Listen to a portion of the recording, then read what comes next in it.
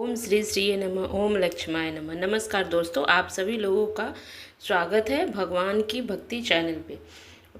घर में अक्सर धनिया का उपयोग तो सभी लोग करते हैं, लेकिन बहुत से लोगों को यह नहीं पता है कि धनिया कैसे चुंबक की तरह खींचता है। तो चलिए, आज मैं आपको इस धनिया से चमत्कारी उपाय बताने जा रही हूँ। आखिर आप इस धनिया से कैसे उपाय करेंगे जिससे आपके घर में पैसा चुंबक की तरह खींचता आएगा।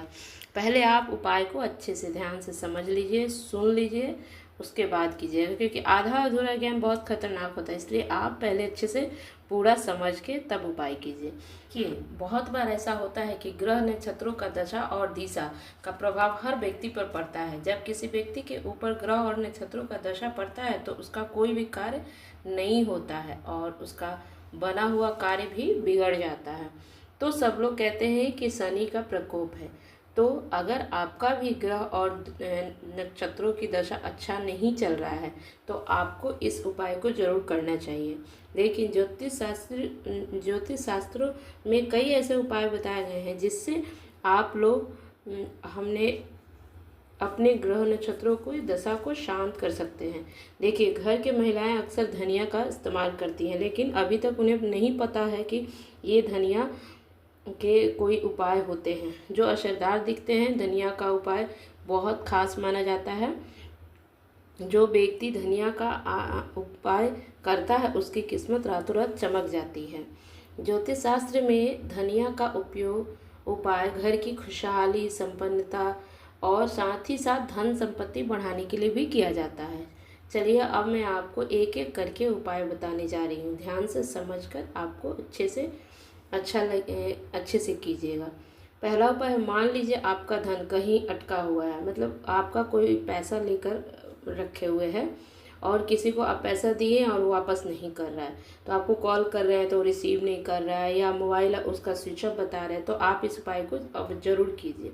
शुक्रवार के दिन एक कागज़ लेना है, उस पर उस आदमी का नाम लिखना है जिसने आपका पैसा लिया है, जो कर्ज लिया है जिस आदमी ने पैसा लिया उसका नाम लिख देना है।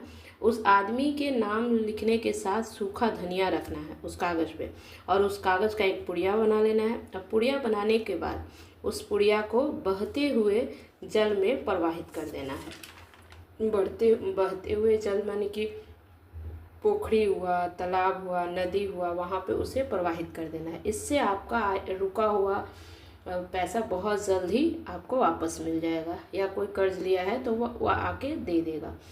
अब दूसरा उपाय है बताने जा रही हूँ। अगर आप काम कर रहे हैं लेकिन आपका पैसा बचता नहीं है, बहुत बार होता है कि कमाई अच्छी रहती है पर फिर भी पैसा बचा नहीं पाते हैं आप। बहुत लोग कहते हैं कि हम जो कमा रहे हैं पैसा वो आता तो है घर में, बच नहीं, हाथों में टिकता नहीं है पैसा, एक भी रुपया बच नहीं पाता है, खर्च सब हो जाता है।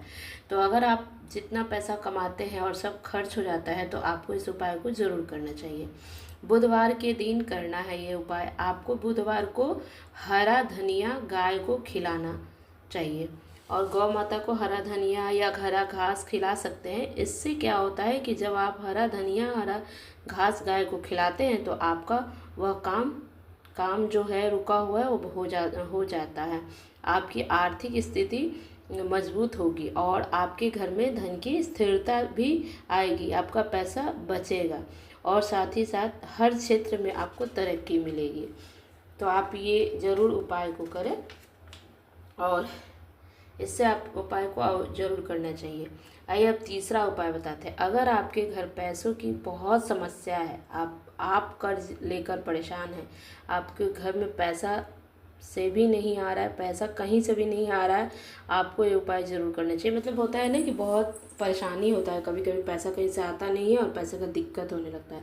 तो आपको ये शुक्रवार को उपाय करना है।